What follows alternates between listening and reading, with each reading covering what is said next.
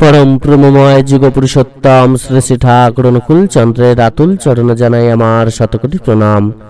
जय गुरु सकल इष्टप्राण दादा मायरा, আপনার ভালো সময় কিছুতেই আসছে না, সব সময় বাধা পাচ্ছেন, অসফল হচ্ছেন, সব সময় কোনো না কোনো সমস্যা লেগে আছে, সমস্যার পর সমস্যা যেন লেগে থাকে।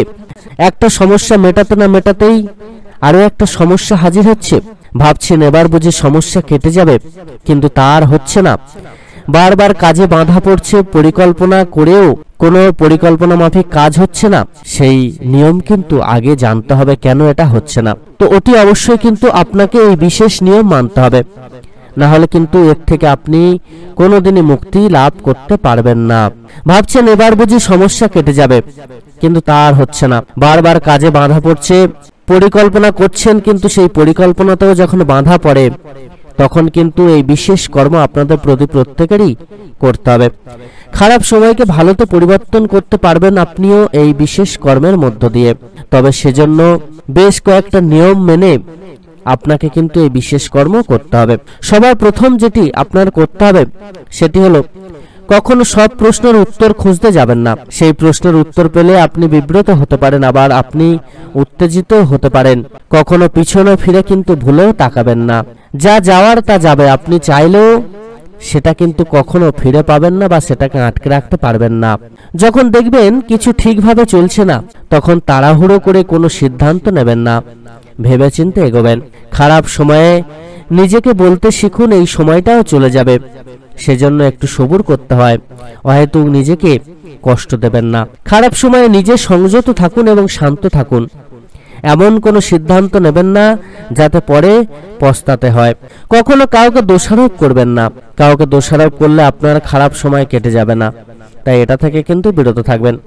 প্রত্যেকে কিন্তু এই যে নিয়মগুলো, এগুলো মেনে যদি চলতে পারেন তাহলে কিন্তু মহামঙ্গলের অধিকারী সহজেই হতে পারবেন। সকল প্রকার বিপদ আপদ গ্রহদোষ থেকে আপনারা কিন্তু মুক্তি লাভ করতে পারবেন। সহজেই সকল দিক থেকে আপনারা জয়লাভ করতে পারবেন। তাই অতি অবশ্যই এই বিশেষ কর্মগুলো কিন্তু পালন করবেন। পরম দয়াল যুগপুরুষোত্তম শ্রী শ্রী ঠাকুর অনুকূলচন্দ্র আমাদেরকে বিশেষ কিছু কর্মকে কিন্তু এড়িয়ে চলার বিধান দিয়েছেন।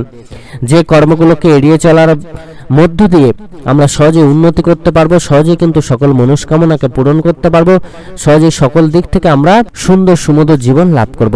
পরম দয়াল যুগপুরুষোত্তম শ্রী শ্রী ঠাকুর অনুকূলচন্দ্র সবার প্রথম আমাদেরকে তাঁর আদেশ নির্দেশ মেনে চলার কথা বলেছেন। তাঁর আদেশ নির্দেশ যিনি ঠিকমতো মেনে চলতে পারেন তিনি কিন্তু সহজেই সকল দিক থেকে মুক্তি লাভ করেন। কেননা তার যে অমৃত কথা, অমৃত বাণীগুলো মানার মধ্য দিয়ে আমরা সহজে কিন্তু প্রকৃত মানুষ হয়ে উঠতে পারবো।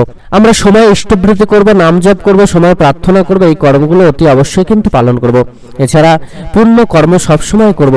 দিনভর যখনই সময় পাবো আমরা নাম জপ করবো, জীব সেবা দেব। বাড়িতে যদি কোনো অতিথি আসে তাদেরকে কিন্তু সেবা দেওয়ার চেষ্টা করব।